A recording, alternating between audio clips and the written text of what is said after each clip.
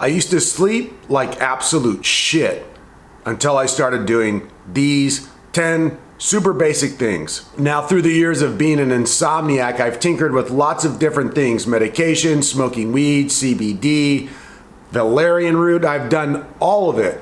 And these are the 10 things that when I started doing them on a regular basis, habitually, if you will, I started sleeping really, really good. Now, I don't sleep perfect, but I sleep pretty dang good on a nightly basis. If I do these 10 things, I'm good to go. Here they are. So number 1, and this one is super, super impactful: cutting off caffeine of all kinds at 10 a.m. in the morning, no matter what. I'm very disciplined with this. So no caffeine after 10. Number 2, it might sound funny, but I'm actually doing it right now. The sun is rising.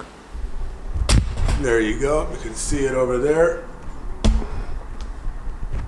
And I have already spent 10 to 15 minutes outside looking in the direction of the sun. You might be saying, Rob, what type of hippy dippy shit is this? It's not. It actually resets your circadian rhythm. A big part of your 24-hour sleep cycle is when your body starts taking in sunlight.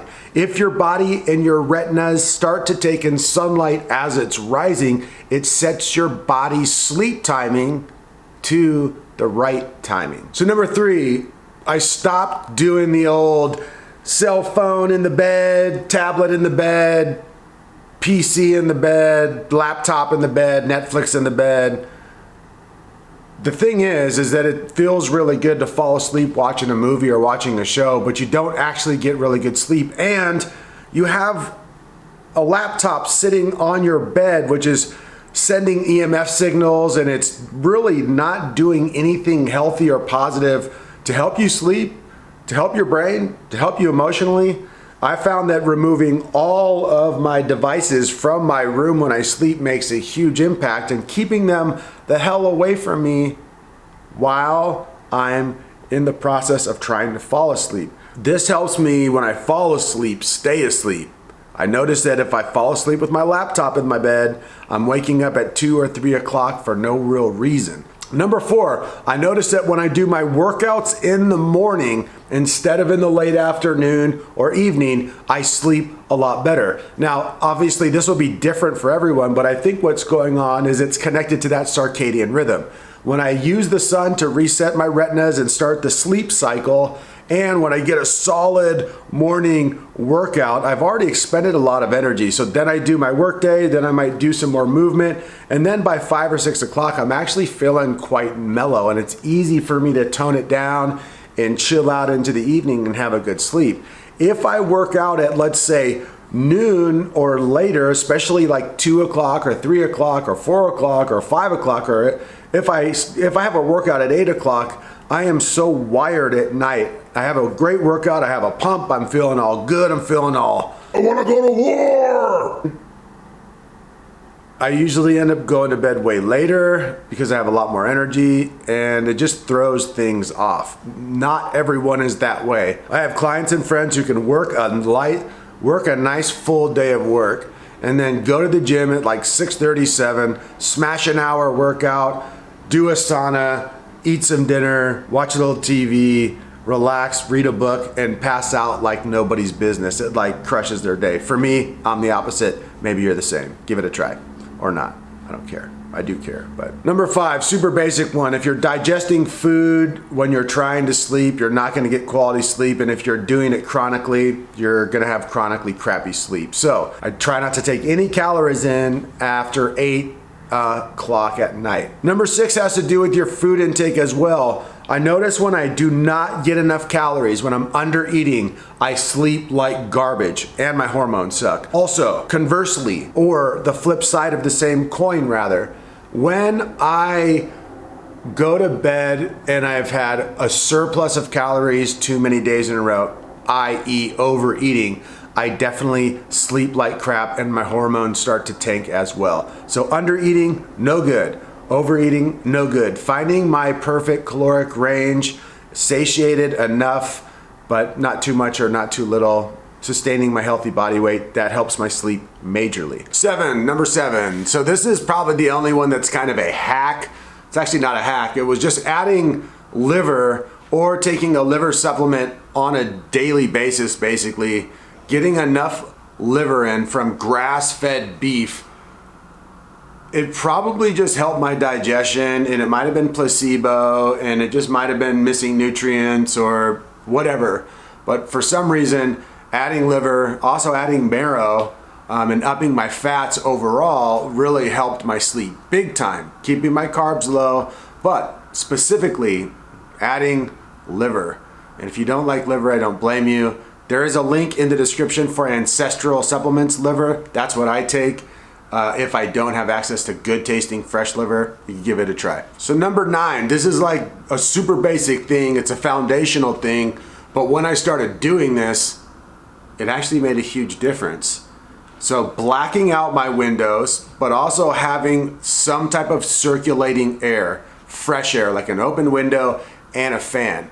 In my room, even in the winter, I have an open window and a fan. My room is pitch black. Literally, my walls are even painted black like the ones in my office. So the environment is super dark, super cold, and super comfy. My bed has many layers of blankets that are all soft and wonderful. So making my bed soft and wonderful and super comfortable, and then making my sleep environment cold, fresh circulating air, and super dark made a huge difference. I didn't even notice this, but for so many years I was sleeping on a pillow that made my neck feel funny and sleeping on a mattress that I didn't really like, and I had blankets that weren't that comfortable, and my room wasn't actually that dark. It's like, no duh, man. But hey, you know, sometimes it takes forever to learn these basic things. Number 10, this one is more on the behavioral science psychology tip. As you guys know, that's kind of my thing, and I dork out on that.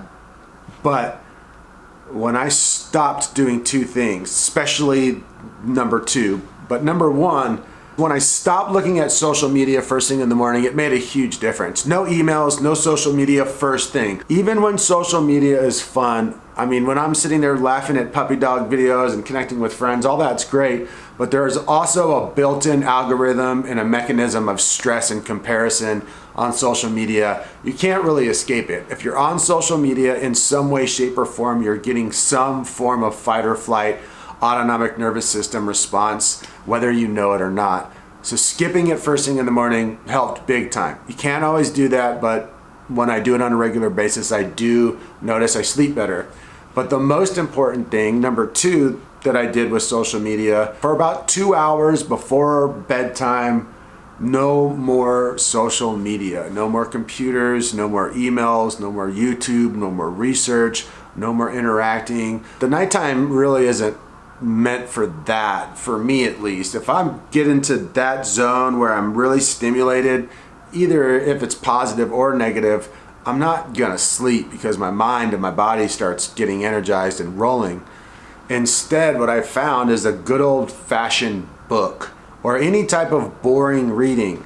Here's the thing though, here's just a little tip, what I found.